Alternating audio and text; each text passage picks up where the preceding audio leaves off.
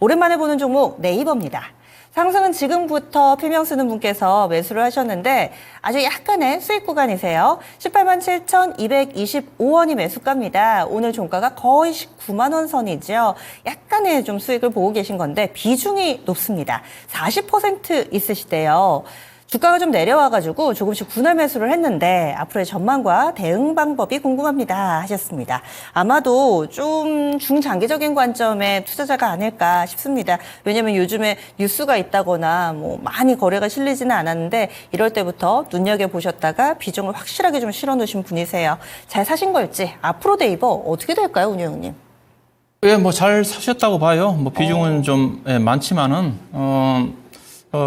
최근에 이제 1분기 실적 시즌에 네이버가 작년도 아마 4분기부터 실적이 예상치를 상향씩 나오고 있거든요. 1분기도 최근에 실적 전망치를 본다 한다면 카카오는 어닝 쇼크 나올 거고요.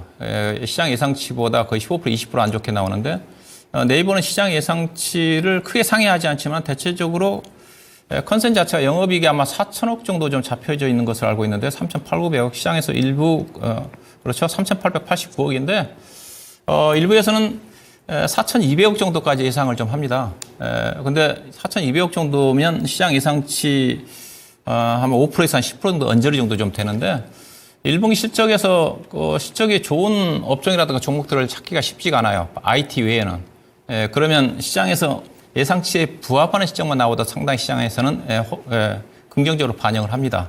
그래서 이 종목이 지난주까지 좀 움직임이 전개되다가 지난주에 카카오는 실적이 안 좋다는 것 때문에 한 10% 떨어졌다고 하는 약간 반등이 나온 것 같고 네이버는 지난주에 좀 올랐거든요. 그래서 오늘 약간 좀 조정이 좀 나왔는데 네이버가 그동안 이제 투자를 많이 해가지고 외형 성장은 매출액 단위는 뭐 급등을 했는데 급성장을 했는데 보시면 네이버가 여기에 나와 있는 자료를 보면 2019년도 매출액 단위로 4조 3천억이었거든요. 근데 올해 지금 10조 원이거든요. 10조 원 정도 되면 이익도 대체적으로 보면 배 정도 늘어나야 되잖아요.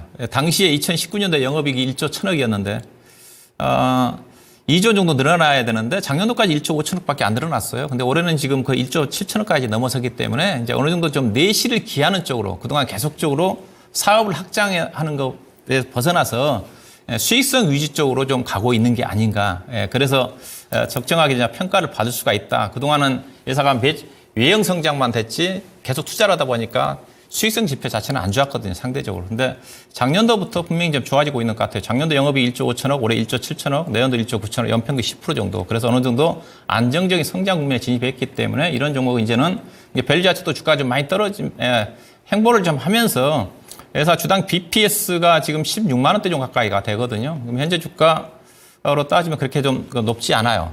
그래서 충분히 어느 정도 좀 가치주는 아니지만 가치 성장주 쪽에 어느 정도 가치가 있으면서도 꾸준하게 고성장주는 아니지만은 영업이익 연평균 10% 정도 성장하는 회사니까 이런 종목은 이제는 믿고 투자를 할 만하죠.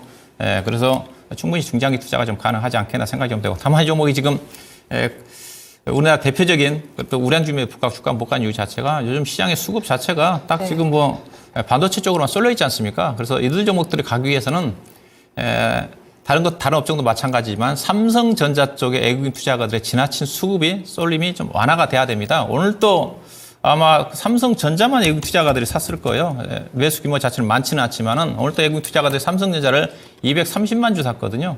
230만 주 샀는데 전체 외국인 투자가들 오늘 2천억 샀으니까 삼성전자 외에는 안 샀어요. 삼성전자를 사기 위해서 오히려 네이버라든가 카카오라든가 다른 것들을 좀 팔거든요.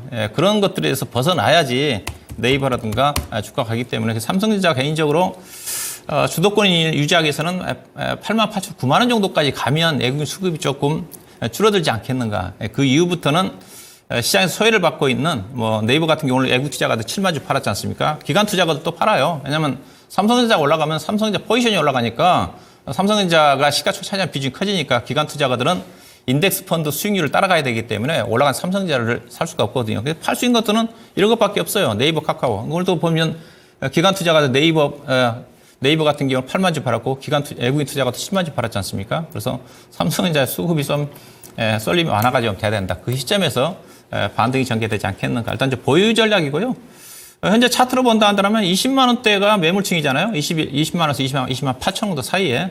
뭐 여기 뭐 중장기로 이건 넘어가야 되겠지만은 최소한 22만 원 정도까지 가져가는 전략이고 비중이 좀 40% 정도 되니까 단기 매매를 염두에 둔다 한다면 20만 원 5천 원 정도에서 반 정도 줄이시고 나머지 정도는 22만 원 이상까지 중장기적으로 그 이상도 갈 수가 있겠지만은 22만 원 정도로 목표 주가를 염두에 두시고 꾸준하게 보유하시면 될 것 같습니다. 시장 소외 이유는 수급. 이 삼성전자에 쏠려있던 수급이 조금씩 이제 풀리기 시작하면은 이 종목도 고개를 들 수 있을 만한 가능성 보고 있습니다. 따라서 좀 짧게 보신다면은 20만 5천 원에서 비중 조절해 주시고요. 아니다, 나는 이 종목을 조금 더 길게, 조금 더 수익을 더 내고 싶다 하시면은 22만 원 정도 목표가로 설정해 드렸습니다. 네이버 알아봤습니다.